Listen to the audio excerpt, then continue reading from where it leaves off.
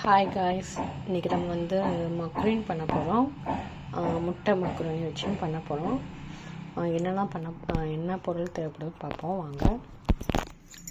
2 வெங்காயம், ஒரு தக்காளி, கொஞ்சோண்டு பூண்டும் இஞ்சும் சாப்பாக வெட்டி வச்சுருக்கோம். அவ்வளோதான், இதான் தேவையான பொருள். நம்ம இன்றைக்கி குக்கரில் தான் செய்ய போகிறோம். அடுப்பு பற்ற வச்சாச்சு, சூடாகிக்கிட்டோம்.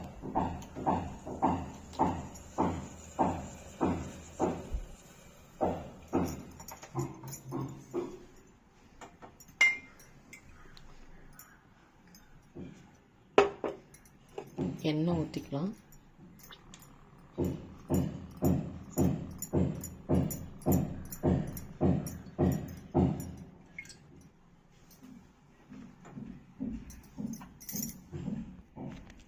சோம்பு, பட்டை, கசகசா எல்லாம் சேர்த்துக்கலாம். உள்ள பொரிஞ்சிக்கிட்டு இருக்குது. இப்போ வெங்காயம் ஆட் பண்ணி வச்சு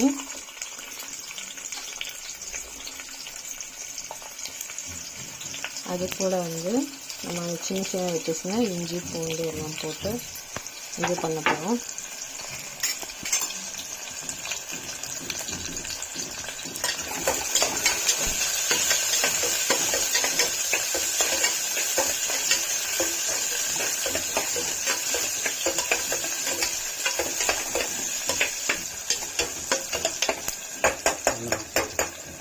அதுக்கப்புறம் கொஞ்சோண்டு உப்பு போடுறோம்.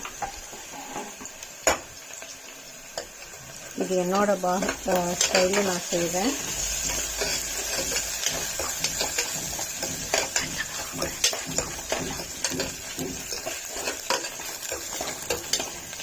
அதுக்கப்புறம் தக்காளி ஆட் பண்ண போகிறோம். நம்ம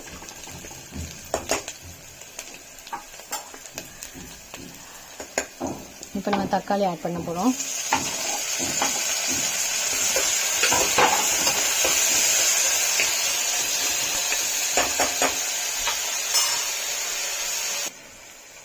மஞ்சள்தூள் போட்டாச்சு.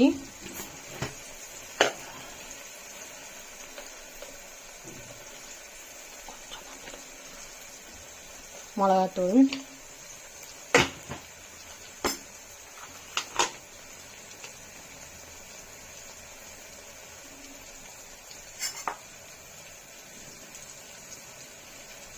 கரம் மசாலா கொஞ்சம்,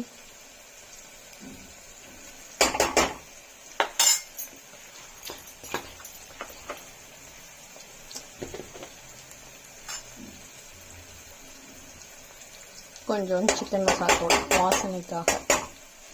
ஏன்னா நம்ம முட்டை தானே ஆட் பண்ண போகிறோம், அதுக்காக.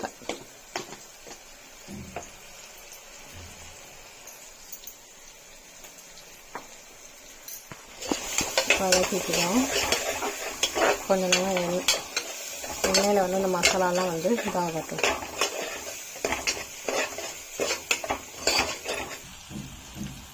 ஆல்ரெடி புதினா தூள் புதினா போட்டிருக்கோம். இப்போ கொத்தமல்லி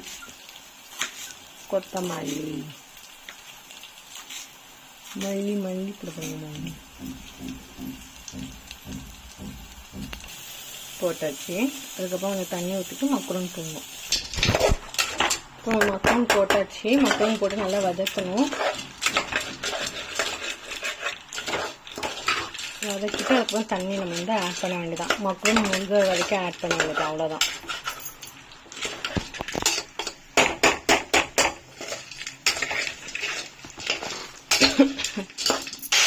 தண்ணி ஊற்றுறாங்க. இப்போ மக்ரூனி முழுகிற வரைக்கும் ஊற்றணும். தண்ணி நம்ம ஆட் பண்ணுறோம். கொஞ்சம் கொதிச்சதுக்கப்புறம் உப்பு இருக்கான்னு பார்த்து எக்ஸ்ட்ரா வேணால் போட்டுக்க வேண்டியதுதான். முட்டை ஆட் பண்ணியாச்சு. நம்ம கொஞ்சம் வெந்ததுக்கப்புறம் தான் முட்டை ஆட் பண்ணாலும் மிக்ஸ் ஆகும்.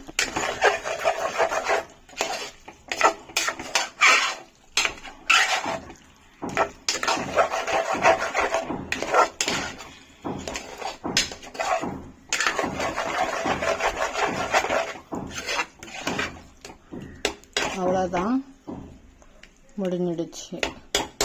ஒரே ஒரு விசில் மட்டும் அடிச்சுட்டு நம்ம வந்து இது பண்ணிட வேண்டியதுதான். இப்போ விசில் வேண்டாம்னா அதை வந்து நீங்கள் ஹீட்லேயே போட்டு தம் போட்டால் முட்டை வந்து வெந்துடும் கொஞ்சம்.